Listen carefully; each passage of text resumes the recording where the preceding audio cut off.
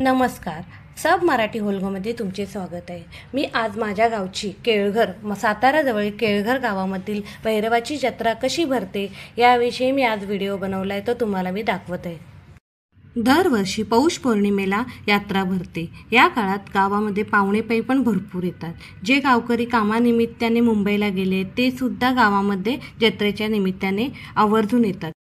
गावकरी मोठ्या उत्साहात सर्व अतिथींचा पाहुणचार करतात, आगत स्वागत करत असतात। जत्रेचा उत्सव हा 2 दिवसाचा असतो। एक पहिल्या दिवशी जागर असतो आणि दुसऱ्या दिवशी जत्रा असते। जत्रेच्या आधी गावामधील सगळे परिसर स्वच्छ केला जातो। सगळीकडे दोन्ही साईडला रस्त्याच्या दोन्ही बाजूला रांगोळी काढली जाते। मंदिरामध्ये सर्वकडे फुलांच्या माळा लावल्या जातात। मंदिराला सुद्धा लाइटिंग केली जाते। खूप सुंदर असं मंदिर सजवलं जातं। जागराच्या दिवशी घरोघरी पुरणाचा नैवेद्य केला जातो आणि तो नैवेद्य मंदिरामध्ये जाऊन दाखवला जातो। जागराच्या दिवशी देवाची पालखी काढतात आणि एक पालखीबरोबर एक काठी असते। पालखी आणि काठी दोन्ही खूप सुंदर सजवलेले असतात। सनई, ढोल, ताशा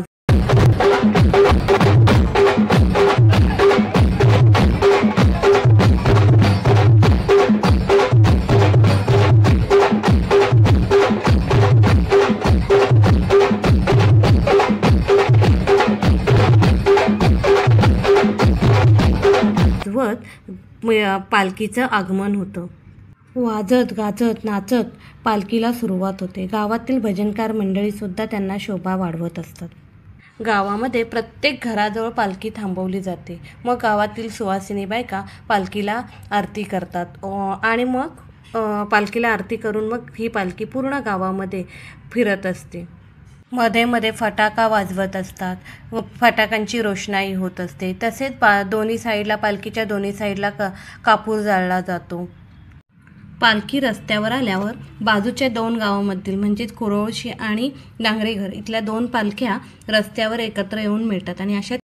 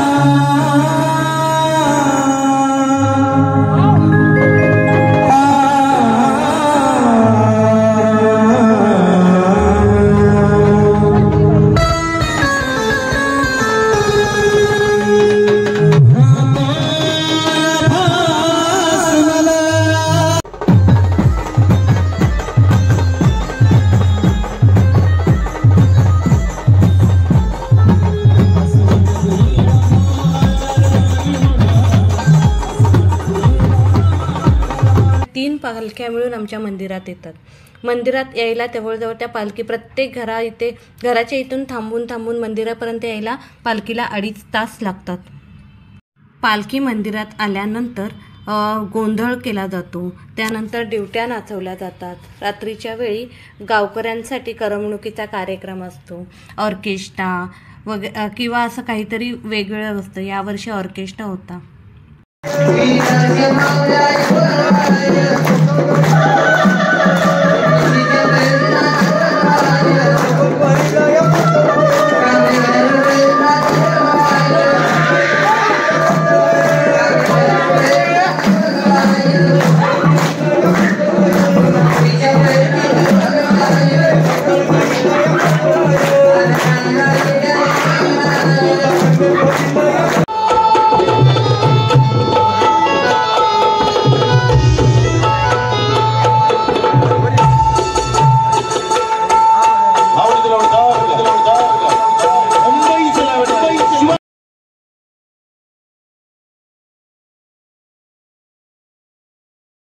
दुसऱ्या दिवशी जत्रा भरली जाते. मंदिराच्या बाजूला अशी दुकानं लावली जातात. मंदिराच्या बाजूला अशी हे बघा देवाची दुकानं असतात. देवाच्या दुकानांच्या बाजूला अशी प्रसादाची दुकानं असतात. त्याचबरोबर छोट्यांसाठी खेळणींची दुकानं आहेत. मेरी गो राऊंड आहे, विजेचे पाळणे असतात. त्यानंतर मंदिराच्या बाजूला गोंडे, नारळ विकायला असतात. प्रसाद विकायला असतं. नमस्कार केल्यानंतर भाविकजण तिथं मंदिराच्या इथून प्रसाद घेऊन जातात. ते बघा, हे तुम्ही बघू शकता प्रसादाची दुकानं आहेत. गावामध्ये हे नारळाचं, हे बघा हा गोंडा आहे, नारळाचं दुकान आहे. हे किचनचं दुकान आहे. इथे पर्स आहेत, टिकल्या आहेत, कानातले आहेत, क्लिप्स आहेत. आत्ताच दुकानं लागत असल्यामुळे फारशी गर्दी नाही आहे, पण दुपारनंतर महिला, मुले सगळीच बाजारामध्ये येतात, त्यामुळे खूप गर्दी होते. तसेच आजूबाजूच्या गावातील लोकंसुद्धा दुपारी यायला सुरुवात होते. पाहुणे मंडळीसुद्धा आजूबाजूची असतील ती यायला सुरुवात होते, त्यामुळे बाजारामध्ये खूप गर्दी होते. लहान मुलांची खेळणी, किचन्स असे छोटे छोटे घरात उपयोगी पडतील अशा वस्तू आपल्याला या जत्रेमध्ये बघायला भेटतात.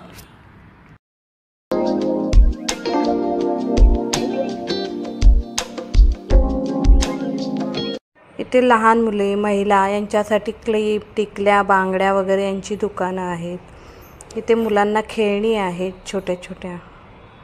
तसेच इथे सुद्धा कानातले आहेत, चेन्स आहेत. दुपारी खूप गर्दी होते, त्यामुळे बघायला सुद्धा दुकानात सामान बघायला सुद्धा भेटत नाही, एवढी गर्दी होते. आता सकाळची वेळ असल्यामुळे कमी गर्दी आहे. इथे चष्म्याची दुकानं आहेत, गॉगलचं दुकान आहे. त्यानंतर या इथे कॅप आहेत, बेल्ट आहे.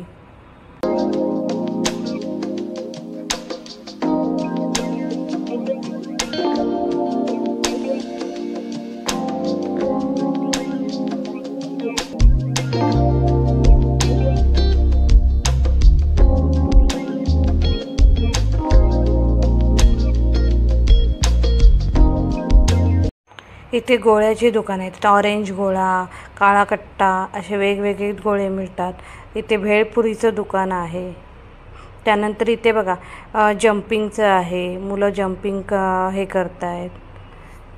मुलांना खेळण्यासाठी आहे. शहरापेक्षा गावामध्ये जत्रेला खूप मजा येते. मुलं पण खूप मस्त छान एन्जॉय करत आहेत. छोट्या मुलांचे, मोठ्या मुलांचे असे वेगवेगळे पाळणे आहेत. खाण्याची दुकानं आहेत, मंचुरियनची दुकानं आहेत, आईस्क्रीमची दुकानं आहेत, भेळ वगैरे अशी छोटी छोटी स्टॉल्स भरपूर आहेत इथे. गावामध्ये जत्रेला खूप मजा येते ॲक्च्युली.